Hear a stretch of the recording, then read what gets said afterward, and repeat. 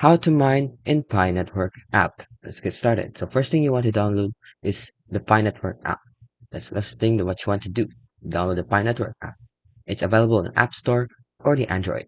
The next thing is log in or sign up to your own account. So you can register your phone number or your Facebook account and then choose a password.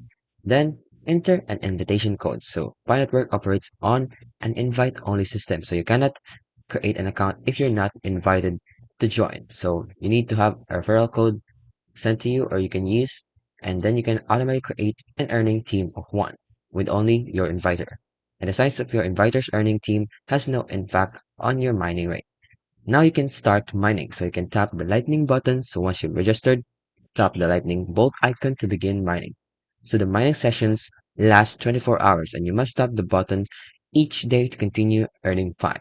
And you can build your security circle after 3 days. So after mining for 3 days, you can increase your mining rate by adding trusted members to your security circle, which helps you secure the network and boost your Pi earnings. And lastly, you can invite others to boost your earnings. So this is optional, but you can invite friends using your referral code, and the more people in your network, the higher your mining rate is. And that's how you can mine in the Pi Network app.